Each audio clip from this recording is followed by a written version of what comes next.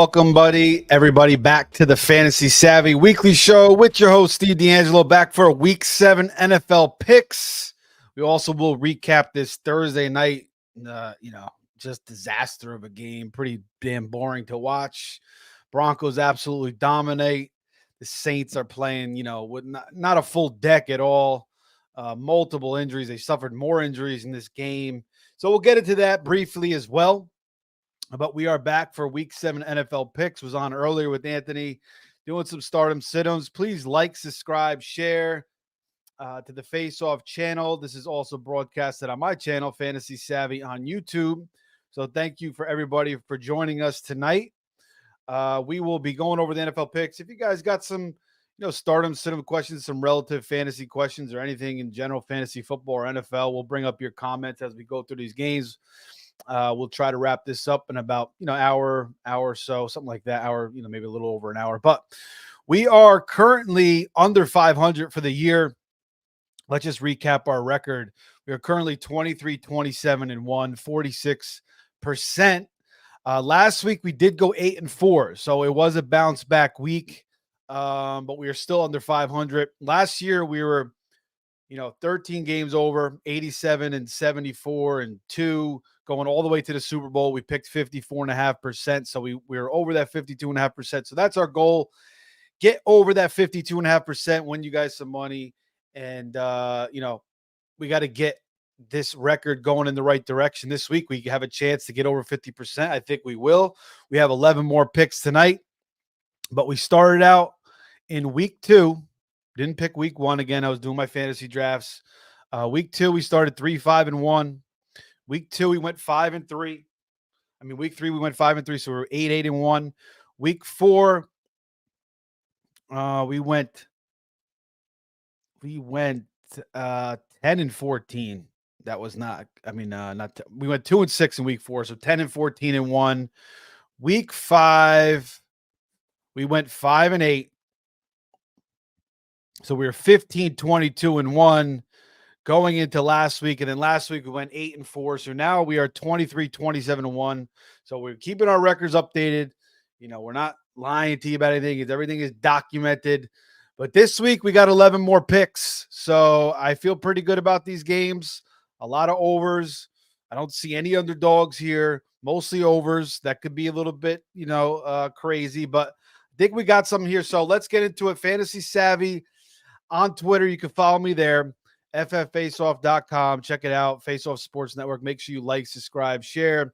If you guys want to throw a super chat in tonight, you want to bump the line, you got a question, that would be great. We'd appreciate that as well. But let's get into it, guys. We'll come back. We'll recap this game real quick. We'll get into your comments. We'll break down these NFL picks. Fantasy Savvy on Twitter, Fantasy Savvy Weekly with your host, Steve D'Angelo. Let's go. Welcome to the Fantasy Savvy Weekly Show with your host, Steve D'Angelo, presented by the Face Off Sports Network, discussing high-stakes fantasy football, waiver, fab, free agent pickups, NFL picks, and more. So sit back, relax, and enjoy the show.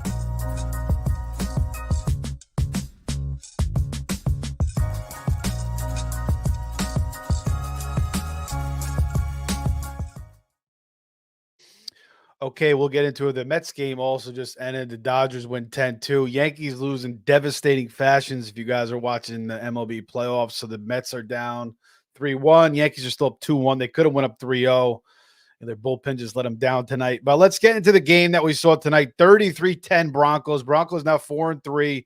Saints are now 2-5. After 2 weeks, everybody and their mother was like, this is Clint Kubiak. The Saints are a different team.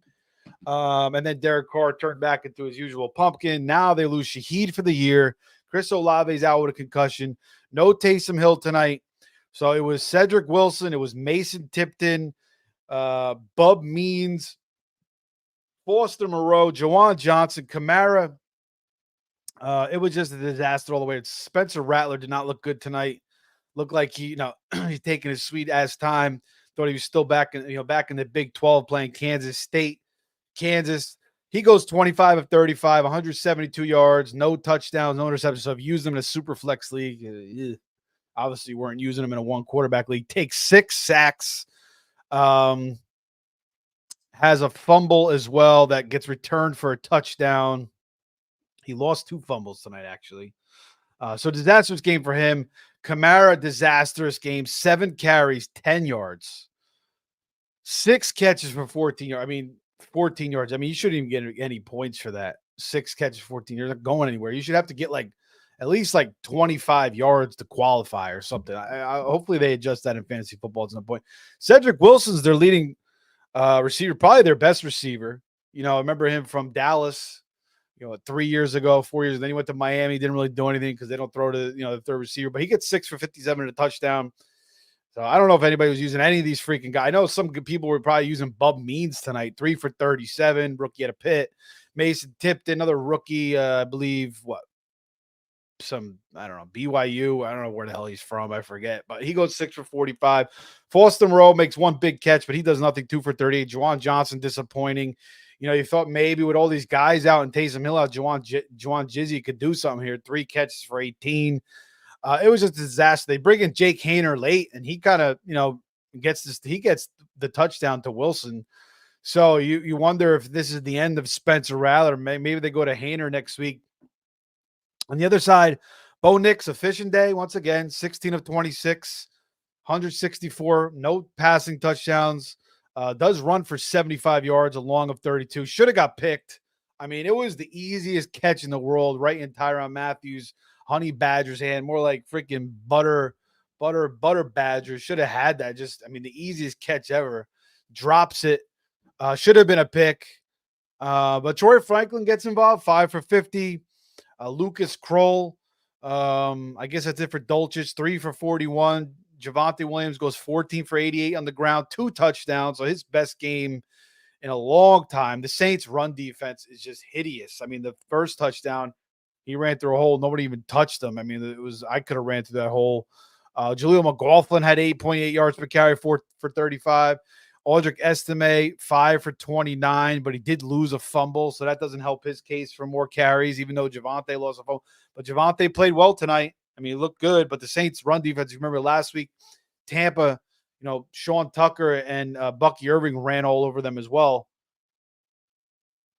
So the Saints' run defense is horrible. Their defense is falling apart. Their offense is, it's just a disaster in New Orleans right now. They lost their corner, Adebo, had to go to the hospital. Paulson Adebo, hopefully he's okay. Prayers for him. That's scary. So disaster. Dennis Allen, probably his last year. It was good to see Kendre Miller get some carries. He looked pretty good, 6 for 36. You wonder if he starts to get more work going forward and Kamara's value starts to go down a little bit. That is possible.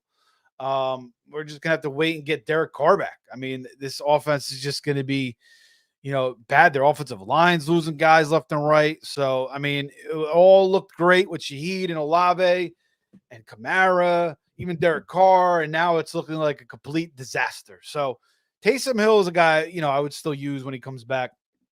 But good sign for the Broncos run game. I don't know if it's going to last. If any, I'd probably use this chance to trade Javonte coming off this game, actually.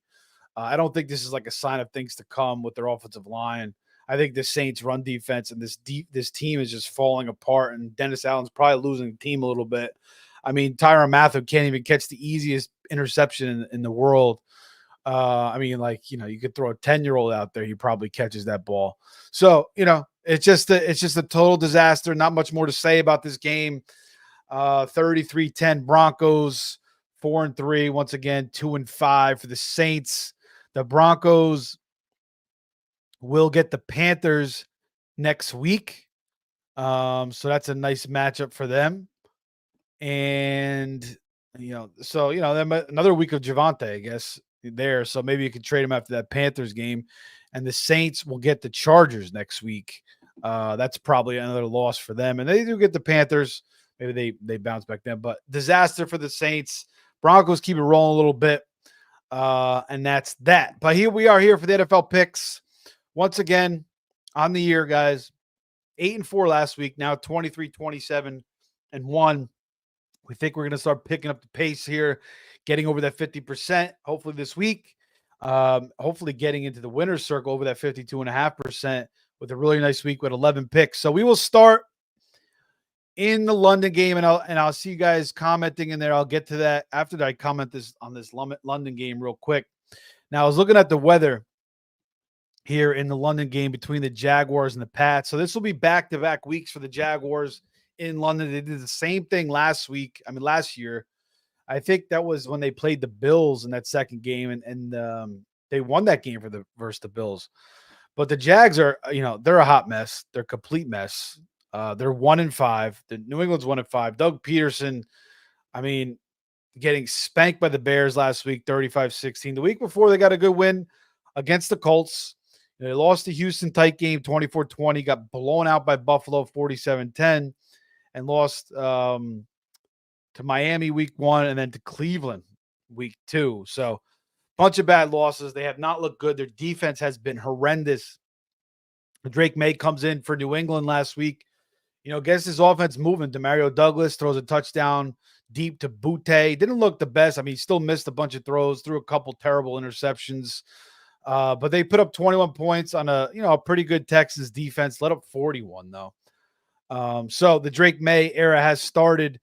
I do like this over 41.5. Now the weather kind of concerns me maybe a little bit. It seems like it might be a rainy day, which is typical for London. So the only thing worse than this Jaguars defense might be the weather. Showery weather with 15 to 20 mile an hour winds. This is per Roto Grinders. Their weather guy, I forget his name, Kevin something, says the look of the stadium, which is open air over the field but covered on the sides, would lead me to think wind impacts would be minimized. But I'm no expert on wind patterns at Wembley Stadium in the UK.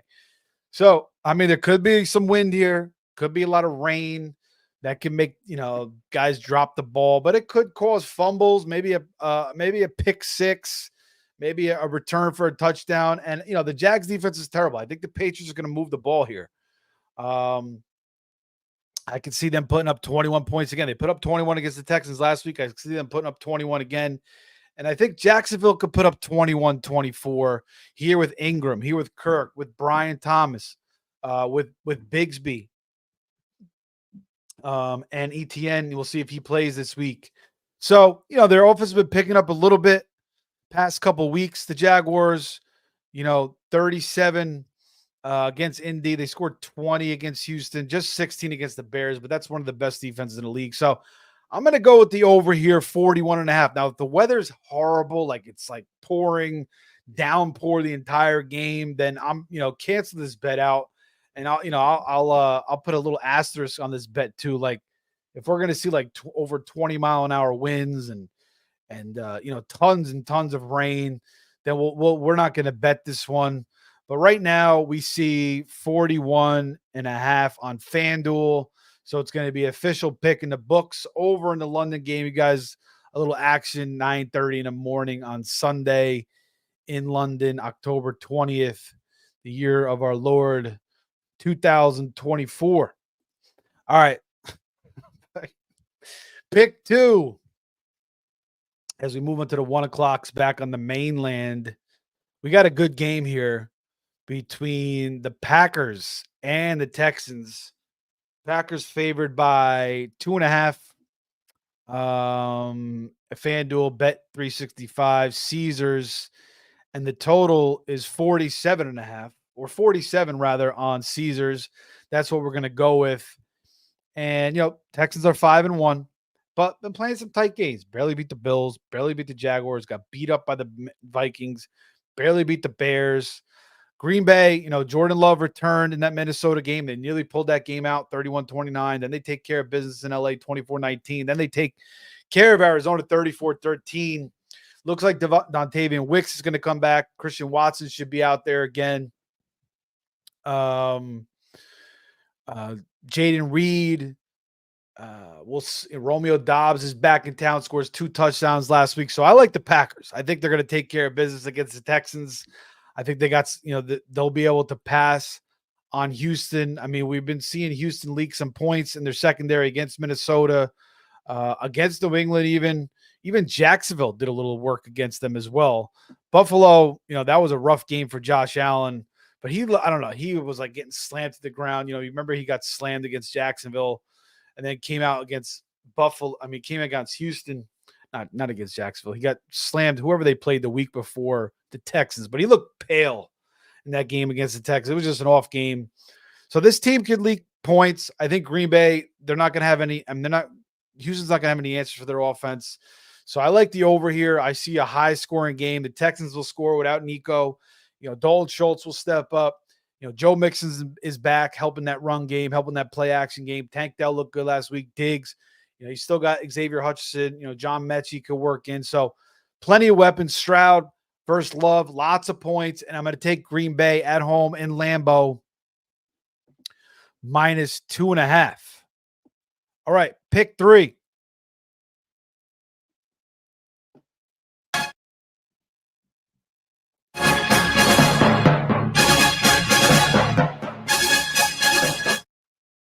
Pick 3, we are going to go to pick 4. Minnesota. Another good game this week. Minnesota, Detroit. Minnesota is favored by 1.5. That's pretty much across the board wherever you look. Total is 50.5. I'm not going to touch the over under. I mean, this certainly could be a shootout for sure. Detroit has won the last 3 matchups, 4 of the last 5. Winning 30-20 back in January 7th this year, early in the year, and then also in December 30-24, and then back in 2022, 34-23. But this Vikings defense is different now. Second year under Flores, they're more cohesive. They're creating more turnovers. And the one thing that Jared Goff cannot handle is pressure. You get pressure on him, he folds like a cheap tent. And, he starts throwing picks. He takes sacks. You get past that impenetrable wall, that freaking, the wall from Game of Thrones that he sits behind. He sits back there nice and pretty and throws wide open passes to Amon St. Brown and Laporta and, Jameson Williams. I mean, you give Goff time, he'll pick you apart. I mean, he's very, very accurate. He's very smart. And this is certainly a great offense that Detroit runs. But I think Minnesota, with their defense, with the way Darnold's playing, Aaron Jones practiced today. He should be back. Jordan Addison, obviously Justin Jefferson. They're not going to get Hockenson back this week, maybe next week. But I think Minnesota gets the win here. They're 5-0. I think they go to 6-0. I think Detroit, with that pressure, I think Goff folds a little bit now.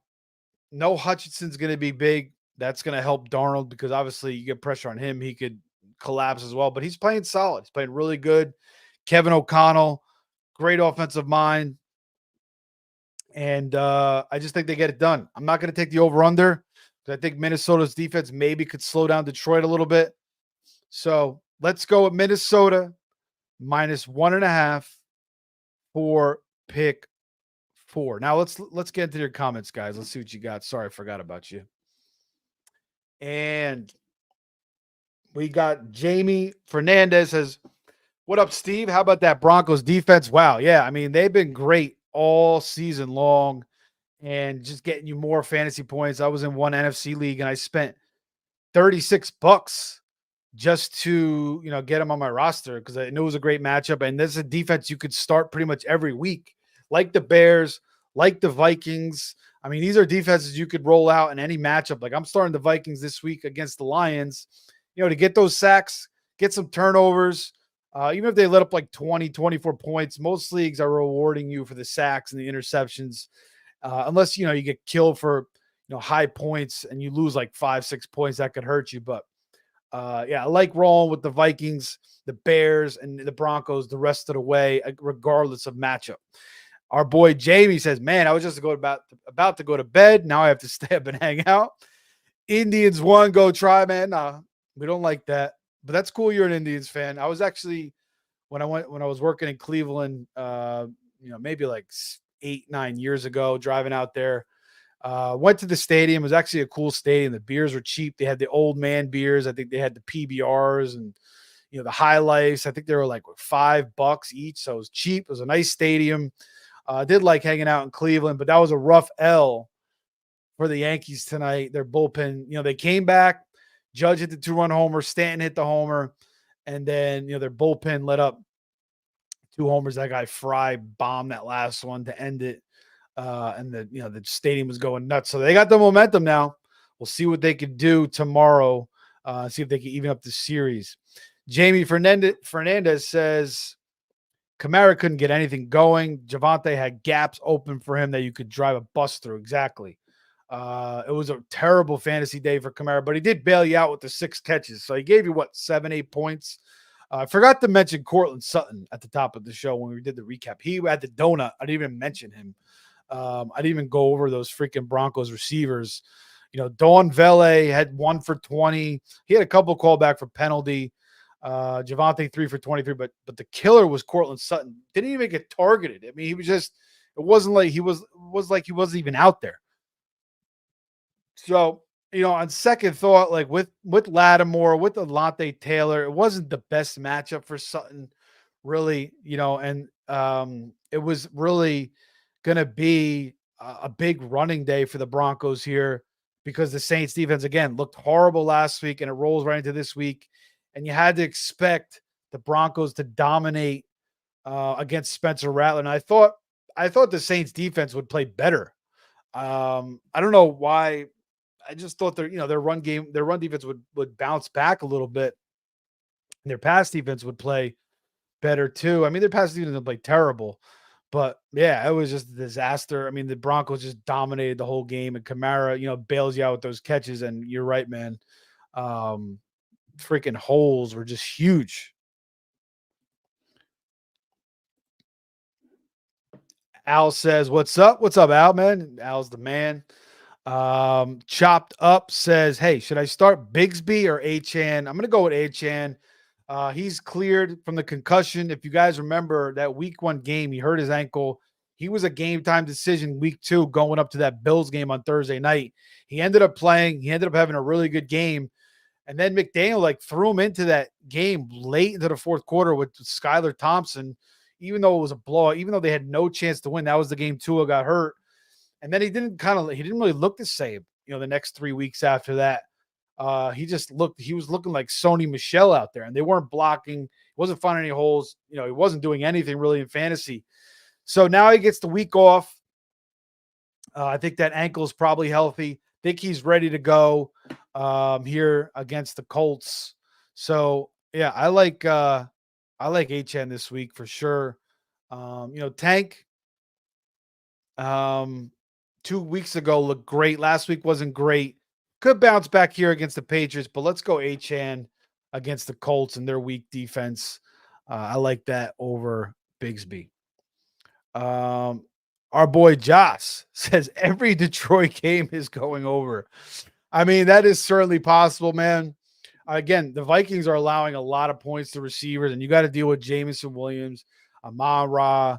I just got a feeling like this could be one of those Goff games where he faces pressure. You look at the Bears, 2 Bears games last year. The Bears are able to get to him. The Bears should have won that first game.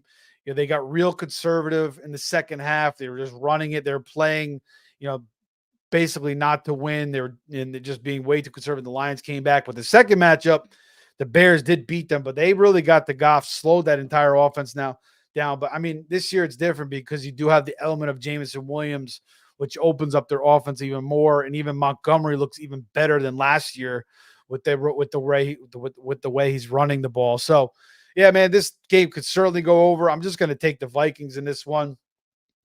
But thanks for joining us, Josh. Did a couple shows with him. He's also a very, very good handicapper.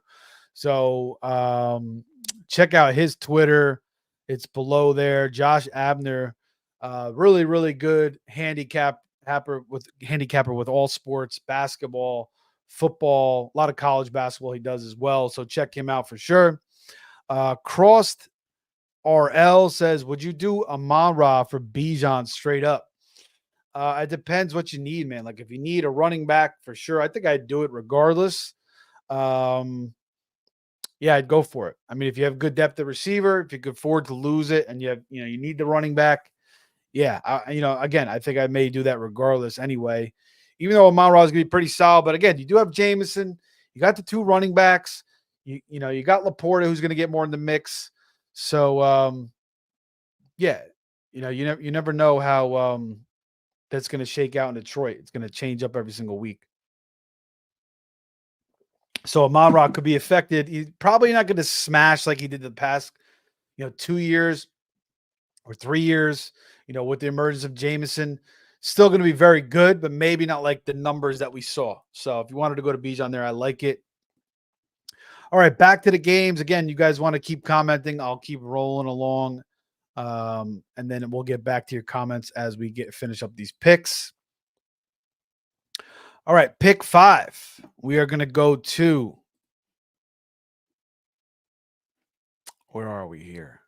We're going to go to Indianapolis, and we got a total here of 43.5. And let's go with the over here. Looks like Anthony Richardson's going to start this week. And Tyler Huntley will now have 2 weeks started. He's coming off the bye. So I think he'll have a better understanding of the offense. You're only going to hold down Tyreek and Waddle for so long. Achane's fresh. Mostert's fresh. The offensive line should be a little bit healthier as well. And then I think, the Miami defense is not that good. The Colts defense isn't good. They let up 7 points to Jacksonville, 27 points to Pittsburgh. Miami let up 31 to the Titans, 31 to the Bills. They played New England. They let up 10, but New England's offense with Brissett is one of the worst in the league. So it's not a big total. 43.5 with Richardson, with Huntley now more accustomed to this offense, with Tyreek, with Waddle. I think you're getting good value here in the dome. Pittman's going to be out there again.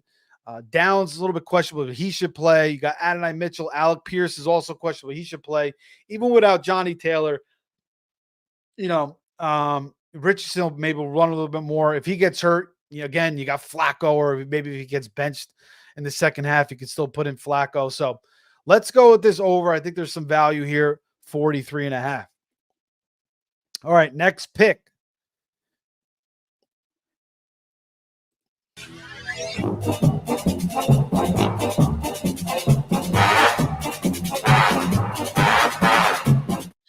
Let's go to Atlanta.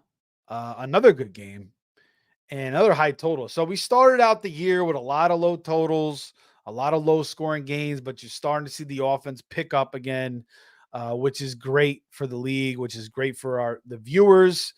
And we got a total of 51 in this game between Atlanta and Seattle. And I just expect fireworks with Drake London, with Mooney, with Bijan. The Seattle run defense has been hideous. So Atlanta will probably be able to run all over them with Algier and Bijan. Kind of like Algier this week, even with the presence of Bijan. But Kirk Cousins should get it going. Now, you got 2 good corners there, but I saw that Reek Woolen was a little bit banged up, didn't practice today, or maybe was limited. So it's a chance he may not play. Still got Witherspoon on the other side. But, Seattle let up 36 to San Fran, let up 29 to the Giants, let up 42 to Detroit. So, this team defense is leaking points. Mike McDonald's not really doing a good job. They're getting run all over the place. On the other side, you got to deal with DK Metcalf, JSN, Tyler Lockett, Kenny Walker, little Charbonnet. Great game here, maybe would lean Atlanta, but I just see a shootout here, like a pure shootout.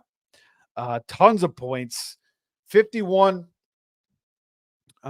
is not even that bad. Look at Atlanta's last 3 scores: 38-20, 36-30, and 26-24. 38-20 to Carolina, 36-30 to Tampa, and 26-24 to New Orleans. And then Seattle, 36-24, like I mentioned, to San Fran, 29-20 to the Giants, and 42-29 to Detroit. So I think there's even value on 51. Like this game could get into the 60s. This could be like a 34-30 game, 31-29 game, 31-28 game, 34-27 game, something like that.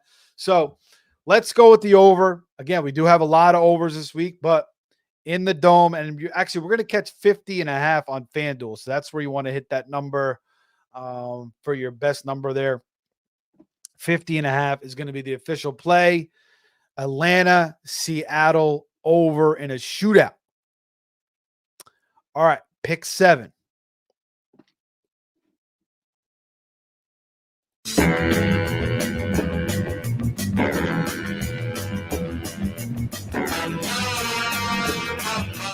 Pick 7. We're going with the Bills at home.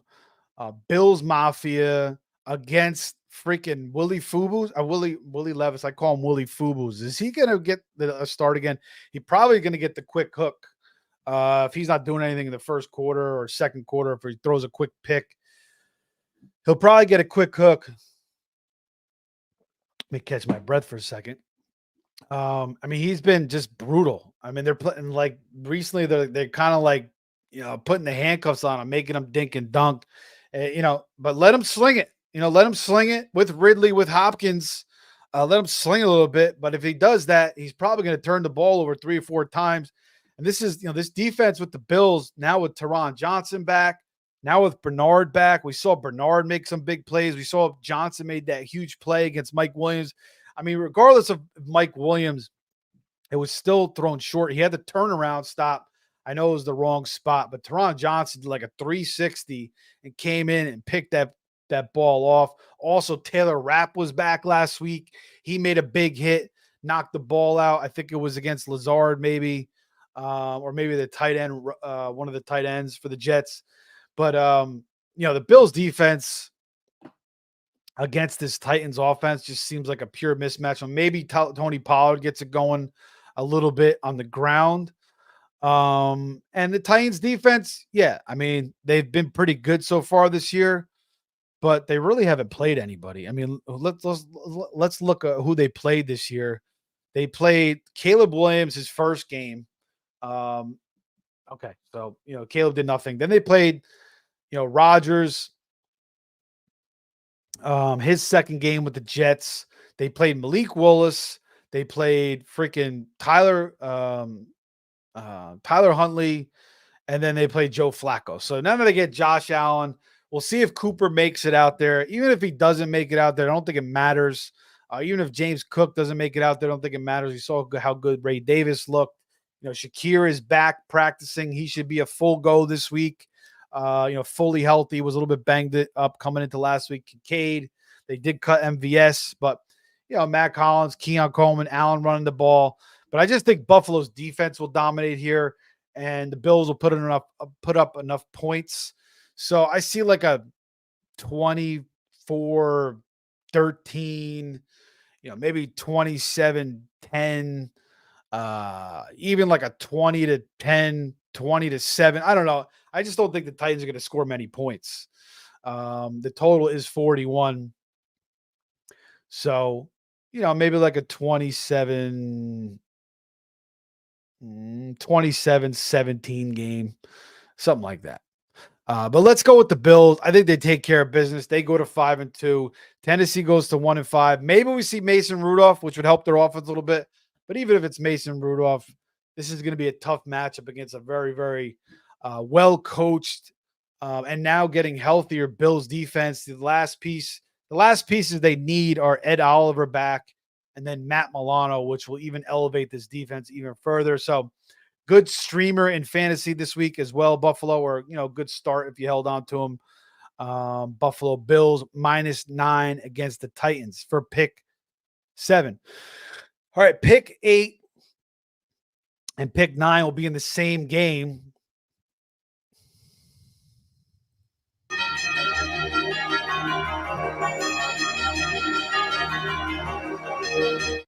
And we are going to go to LA and against the Raiders and Aiden O'Connell once again.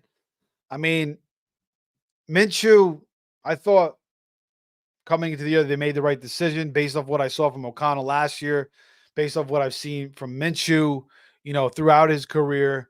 The one thing you could say about Minshew is like, we kind of know who he is. There's really nowhere else he could really go as far as upside, where O'Connell, yeah, he could probably get better, but I don't know, man. Like, he's just doesn't look like he's really progressing at all. Now, it's his first start. Maybe he gets better in this start. Jacoby Myers should be back this week. Trey Tucker Bowers is a beast. Zamir White may make his way back, but he's been terrible anyway. Madison and the Rams may be getting Cooper Kupp back this week. He's questionable. Looks like he may play. Whittington's a little bit banged up too, but I think he'll play. Kyron Williams, maybe a little bit more Blake Corum. I just think the Rams 1-4. I think they're going to be ultra focused. McVay's coming off the bye. He's been scheming it up. The Raiders are 2-4. They just traded their best player away in Devontae Adams. Maybe that motivates them a little, but they're done. I mean, this is Aiden O'Connell leaves much to be, excited about. So I like the Rams here, -7. I think Stafford gets it going. If you get Kupp, even without Kupp, I'm taking the Rams. If they get Kupp, even better. But I'm going to take the Rams, and I'm also going to take the over 43.5 here in LA. The Rams defense is not good. The Vegas defense is not good, letting up 32 to Pittsburgh, letting up 34 to Bo Nix and the Broncos, letting up 36 to Carolina. So I like the over 43.5. I like the Rams -7. You could also tease it. You get a -1, 37.5 there on the total with the over. So you could do that as well. I think the Rams get it done here. They get to 2-4. The Vegas moves to 2-5. I think Aiden O'Connell maybe throws another pick or two, struggles. And we could see Gardner Minshew coming back into town at some point.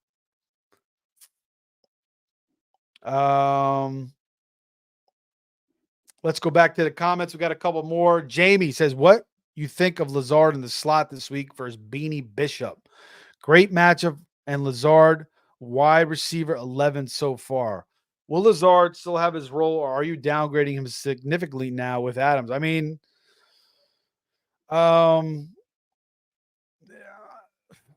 was never a big Lazard guy based off last year and how bad he was with the Jets, with between all his penalties and drops.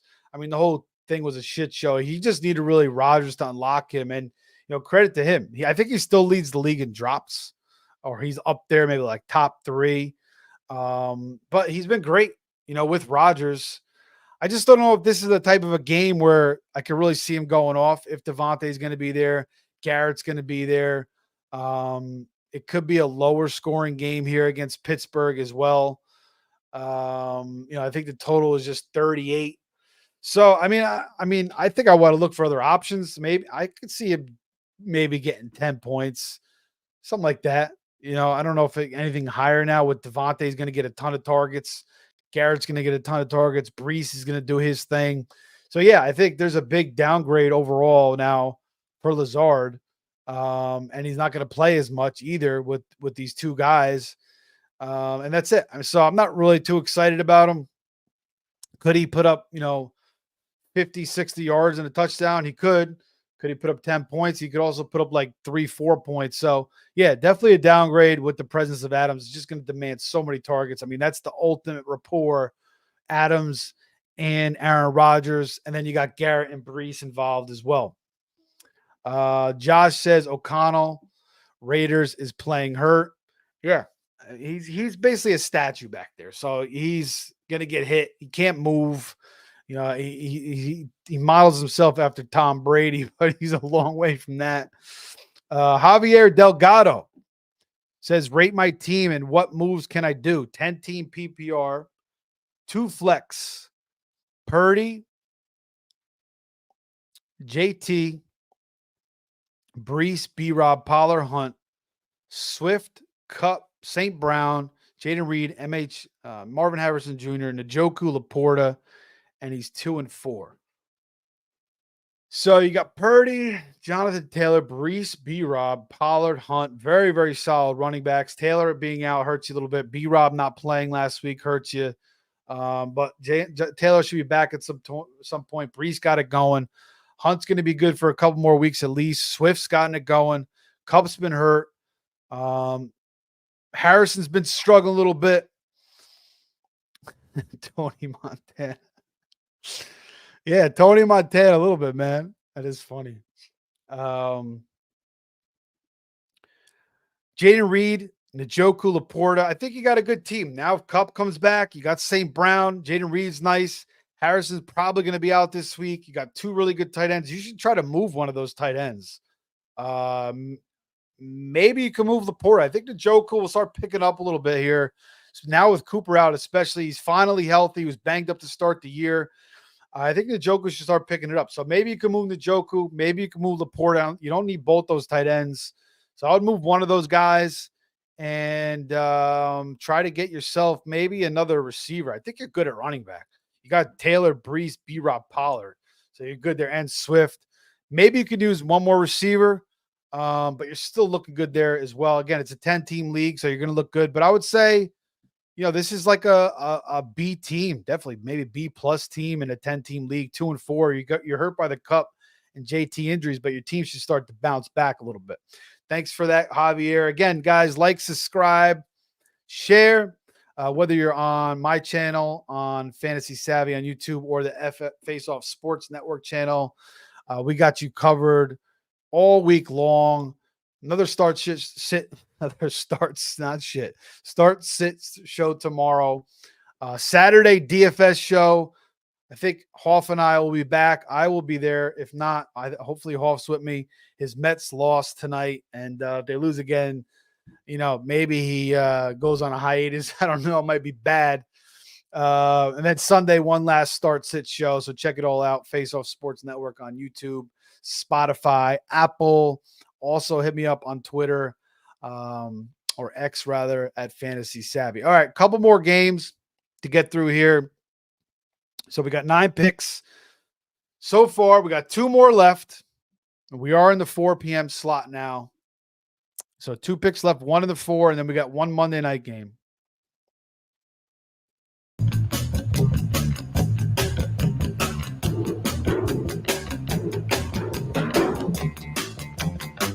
You got to keep those clips short so don't copyright you. So 1 more game left, guys. 2 more games left. My bad. It's getting late here on the East Coast. Dolphins, Colts. We already talked about. Chiefs, 49ers.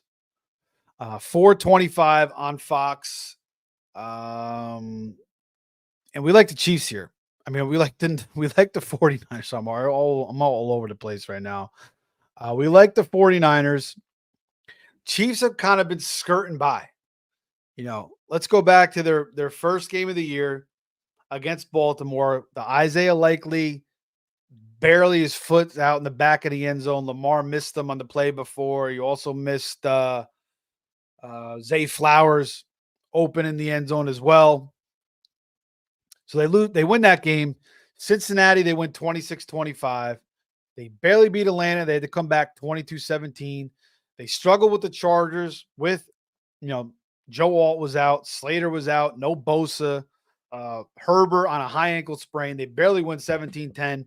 Then they beat New Orleans with Spencer Rattler. Big whoop, 26-13. I'm sorry. I think that was Carr, actually.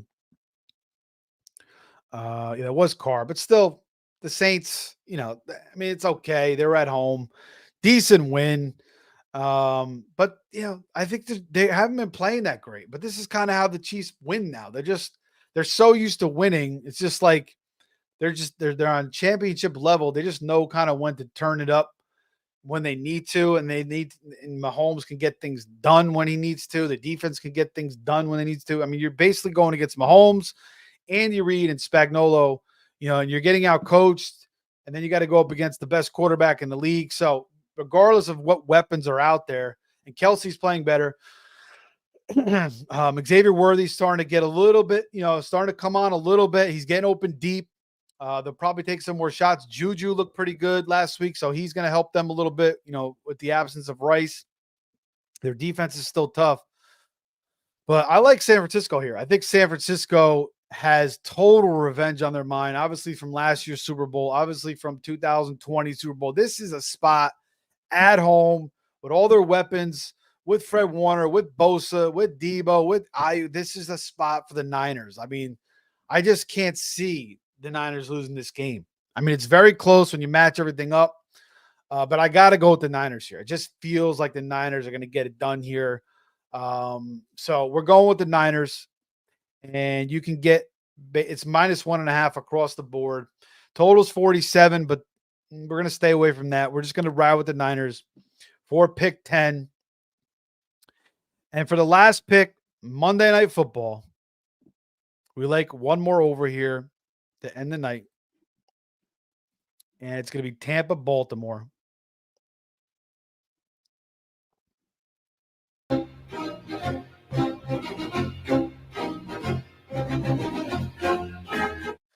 And we like the over here 49.5 in Tampa. The Tampa defense is bad. I mean, their secondary looks terrible.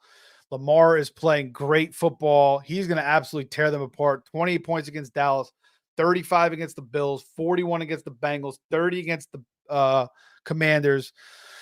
And Tampa lets up 27 to Spencer Rattler, 36 to the Falcons, 26 to Bo Nix. So Baltimore is going to go off here with points. Tampa's going to put up some points on Baltimore. They're letting up points, 23 to Washington, 38 to the Bengals. They did a good job on Josh Allen and co. But even 25 to Dallas. Dallas almost squeaked that win out. So Tampa with Evans, with their running game now, you got Tucker in the mix a little bit. Rashad White should be back. Bucky Irvin looking good. Godwin, Evans. Evans supposedly tweaked something in practice. So that's something to watch out for. And if Evans is out, I would definitely probably want to bet Baltimore even more. But I would lean Baltimore regardless just because how bad Tampa's defense looks to me. But the over 49.5 just seems like a smash here. So let's roll with that. Tampa's going to be playing for their city again. Obviously, we saw the freaking devastation from Helene. Then Milton freaking ripped the roof off. Wasn't as bad. I mean, we saw that guy. You guys saw that guy on the sailboat. They were calling him Lieutenant Dan. He said he was going to stay on his boat in Tampa. And then he said he was going to get off. But then he actually stayed on. He said the water goes up. My boat goes up. The water goes down. My boat goes down. He stayed out there. He survived. So it wasn't as bad with Milton. Thank God that went from a 5 to a 3. Did cross my area as a 1. The winds were pretty crazy. It was pretty crazy to see. I never really experienced like a full 1 crossing over me.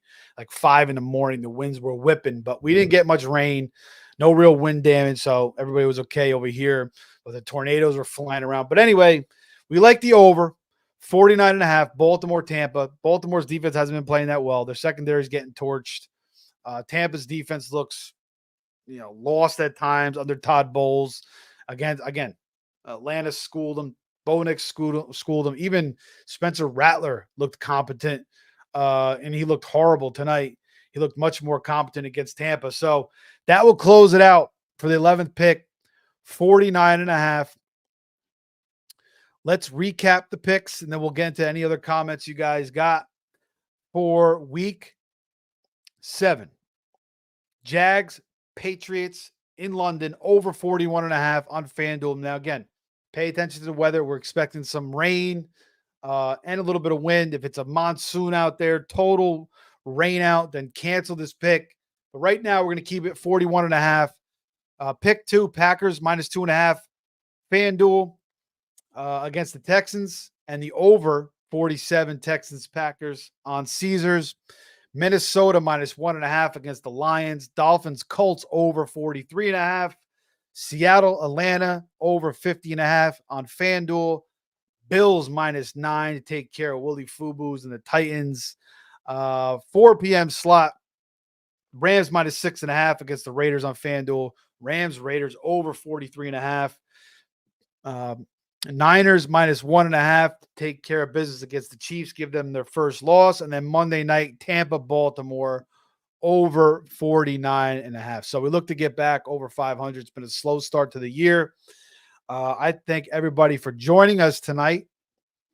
And it looks like that's it for the comments. Again, like, subscribe, share. We'll be back next Thursday after Thursday night's game for more picks, week 8 picks. Again, tomorrow on the Face Off Sports Network channel, Stardom Sit 'em. Saturday DFS. One more last Stardom Sit 'em Sunday. hit me up on Twitter. Follow me on X, Fantasy Savvy. That's it, guys. We will see you soon. Have a great weekend. Enjoy the games. All the best.